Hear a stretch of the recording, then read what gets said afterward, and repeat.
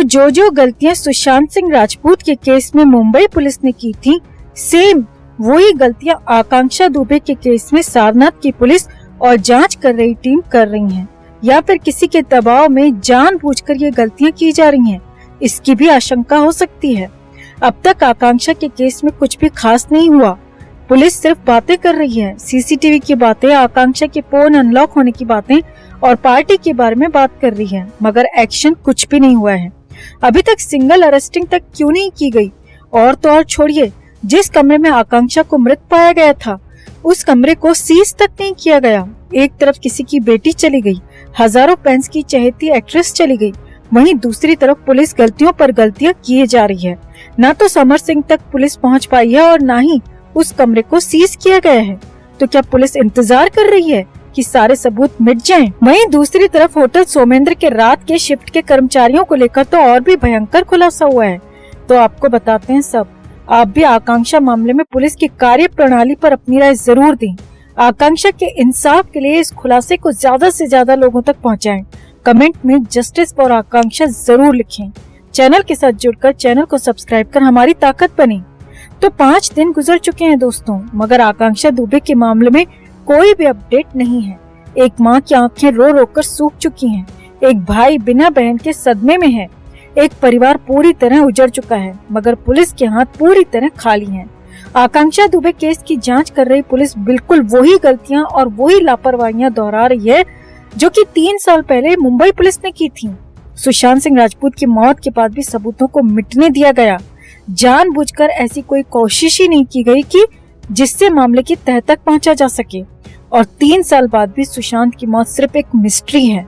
मगर आकांक्षा की मौत मिस्ट्री नहीं बननी चाहिए दोस्तों, बल्कि हिस्ट्री बननी चाहिए, ताकि कलाकारों की होती हत्याओं को रोका जा सके। मगर ऐसा होता दिख नहीं रहा है। जो पहली गलती पुलिस कर रही है वो है उस कमरे को सीज न करना। जी हाँ, सारनाथ के जिस होटल में आकांक्षा दुबे को मृत हालत में पाया गया था, उस होटल के कमरा नंबर 105 को अब तक सीज नहीं किया गया है। अमूमन ऐसे किसी भी केस में पुलिस उस जगह, उस कमरे और घर को सीज कर देती है जहां ऐसा कुछ भी संदिग्ध हुआ होता है। मगर लगता है कि पुलिस ने मान लिया है कि ये सिंपल सुसाइड है और पुलिस अपने उसी धर्रे पर काम कर रही है। आप सबको याद ही होगा कि सुशांत सिंह राजपूत के मामले में भी ऐसा ही कुछ हुआ था। सुशांत के अपार्टमेंट के उस कमरे को भी सीज नहीं किया गया था। लोगों का भरपूर आना जाना था। मीडिया रात दिन उस कमरे में घुस घुस कर खबरें बना रहा था। और तो और मकान मालिक ने तो उस कमरे को रिनोवेट तक करवा दिया था और सारे सबूत पुलिस की लापरवाही से खत्म हो गए थे। और सेम यहाँ भी ऐसा ही होता दिख रहा है। दूसरा मामला सीसीटीवी को लेकर सामने आ रहा है। आजकल पुलिस के पास किसी भी अपराधी को पकड़ने के लिए सबसे पहला जरिया होता है सीसीटीवी। मगर हैरानी की बात सामने आ रही है कि पुलिस ने अभी तक उस रात के सीसीटीवी अच्छी तरह से देखे तक नहीं है। सामने आया है कि होटल की तरफ से पुलिस को तकरीबन 7 से 8 घंटे के सीसीटीवी फुटेज दिए गए हैं, जिसमें उस रात का सारा घटनाक्रम मौजूद है। मगर हैरानी की बात देखिए, पुलिस की तरफ से अभी तक सीसीटीवी पूरी तरह से देखे तक नहीं गए हैं, सिर्फ ऊपरी तौर पर देखे गए हैं, जो कि ऐसे किसी केस के लिए पर्याप्त नहीं है। वहीं सामने आ रहा है कि सीसीटीवी फुटेज भले ही 8 घंटे की दी गई है, मगर उसमें बीच बीच में कहीं कहीं पर जर्क है, मतलब कि वीडियो कहीं कहीं पर क्लियर नहीं है, जर्क से भरा हुआ है, जिससे कई पार्ट मिसिंग भी हैं। तो क्या जानबूझकर सीसीटीवी की फुटेज से छेड़खानी की गई है? ये सब पुलिस को पता करने की बेहद जरूरत है। तीसरा, पुलिस ने अभी तक होटल के उन कर्मचारियों को लाइन अप क्यों नहीं किया जो कि उस रात मौजूद थे? दरअसल होटल में दिन और नाइट की शिफ्ट के अलग अलग कर्मचारी होते हैं और यहाँ भी इस होटल में भी उस रात को नाइट शिफ्ट ड्यूटी पर अलग कर्मचारी थे। अब नाइट स्टाफ में कौन कौन था, पुलिस ने अभी तक इस बारे में भी पता नहीं किया है, जो कि इस केस की इन्वेस्टिगेशन के लिए सबसे ज्यादा जरूरी है। क्योंकि अगर कुछ भी संदिग्ध हुआ होगा तो वहाँ मौजूद कर्मचारियों में से किसी ने तो कुछ तो देखा होगा। मगर पुलिस ने अभी तक नाइट स्टाफ को लाइन अप तक नहीं किया है, जो कि पुलिस की लापरवाही और जिम्मेदारी को दर्शाता है।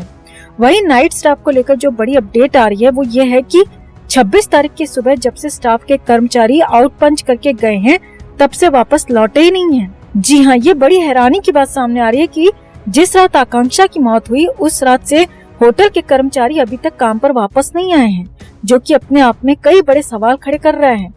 अब होटल के मैनेजमेंट के पास तो कर्मचारियों की पूरी डिटेल होती है, फोन नंबर से लेकर एड्रेस, फोटो और आइडेंटिटी कार्ड तक जमा होते हैं।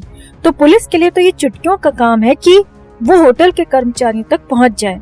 खैर, जो पुलिस समर सिंह को गिरफ्तार नहीं कर पाई, उस पुलिस से क्या ही उम्मीद करना। कुल मिलाकर आकांक्षा के केस में जानबूझकर ढिलाई की जा रही है, जिससे न सिर्फ सबूत मिट जाएं, ताकि केस को सिर्फ सुसाइड कहकर भुला दिया जाए। अब भले ही पुलिस कुछ भी करे, मगर पब्लिक की ताकत सुशांत वाले केस में सब देख चुके हैं। अगर पब्लिक चाहेगी तो आकांक्षा के इंसाफ की मशाल तब तक नहीं बुझेगी जब तक कि आकांक्षा के गुनहगार पकड़े न जाएं। तो आपका होटल के कर्मचारियों पर, सीसीटीवी फुटेज से छेड़खानी पर और पुलिस की पूरी इन्वेस्टिगेशन प्रोसेस पर क्या कहना है दोस्तों? कमेंट में से लेकर आप भी अपनी बात, अपनी राय जरूर रखिए और चैनल के साथ जुड़कर चैनल को सब्सक्राइब कर हमारी आवाज बने। तो भोजपुरी फिल्मों की अभिनेत्री और हजारों फैंस के दिलों की धड़कन आकांक्षा दुबे का अंतिम संस्कार किया जा चुका है। बनारस के मणिकर्णिका घाट पर आकांक्षा को आखिरी विदाई दी गई। आकांक्षा तो बिना कुछ कहे, बिना कुछ लिखे इस दुनिया से चली गई, मगर यूपी बिहार के पूर्वांचल इलाके में सनसनी पसरी हुई है। जब से आकांक्षा दुबे की मौत हुई है, तब से ही हाहाकार मचा हुआ है। पुलिस की टीमें अलग अलग इलाकों में जाकर छानबीन कर रही हैं। भोजपुरी सिंगर समर सिंह और उसके भाई संजय सिंह की गिरफ्तारी को लेकर जगह जगह पर दबिश दी जा रही है, मगर एफआईआर के 24 घंटे बाद भी दोनों आरोपी पुलिस की गिरफ्त से बाहर हैं। अब ये तो सब जानते हैं कि पुलिस चाहे तो पाताल से भी आरोपियों को ढूंढ निकाले, मगर यहाँ एफआईआर करने के 24 घंटे बाद भी पुलिस के हाथ पूरी तरह खाली हैं, क्योंकि अभी तक पुलिस ने न तो होटल के सीसीटीवी खंगाले हैं और न ही उस पार्टी के जहां आकांक्षा आखिरी बार गई थी, क्योंकि हो सकता है कि आकांक्षा के खिलाफ साजिश उसी पार्टी से शुरू हुई हो। कहीं ऐसा ना हो कि पुलिस की स्लो इन्वेस्टिगेशन आरोपियों को फायदा पहुंचा दे, क्योंकि सुशांत सिंह राजपूत के मामले में भी बिल्कुल ऐसा ही हुआ था। शुरुआती जांच कर रही मुंबई पुलिस की लापरवाही से सारे सबूत खत्म हो गए थे और ऐसा ही इस केस में होने की संभावना को लेकर पुलिस पर तरह तरह के सवाल उठाए जा रहे हैं। फिलहाल तो सारनाथ पुलिस ने ऐलान किया है कि अगर 24 घंटे के अंदर समर सिंह और संजय सिंह सरेंडर नहीं करते हैं तो उनके रिश्तेदारों और उनके परिवार वालों की गिरफ्तारी की जा सकती है, और हो सकता है कि इस चेतावनी के बाद समर सिंह और संजय सिंह को पुलिस के सामने आना ही पड़े, सरेंडर करना ही पड़े। वहीं दूसरी तरफ आकांक्षा को फिल्मों में लॉन्च करने वाले फिल्म निर्माता यश कुमार ने एक इंटरव्यू में कई बड़े खुलासे करके सबको चौंका दिया, और सबसे बड़ा खुलासा है समर सिंह और आकांक्षा की शादी का। जी हाँ, अब तक कहा जा रहा था कि समर आकांक्षा का बॉयफ्रेंड था, मगर अब सामने आ रहा है कि समर ने आकांक्षा से जबरन शादी कर ली थी, और वो भी कई महीनों पहले। और वो आकांक्षा को गूंगी गुड़िया बनाकर रखता था, यानी वो आकांक्षा को घर में ही कैद करके रखना चाहता था। वो नहीं चाहता था कि आकांक्षा किसी और अभिनेता के साथ काम करे। समर सिंह पर आरोप है कि वो आकांक्षा की कमाई पर ऐश भी उड़ाता था, और जब आकांक्षा इस बात का विरोध करती थी तो वो आकांक्षा के साथ मारपीट करता था और उसे जान से मारने की धमकी भी देता था।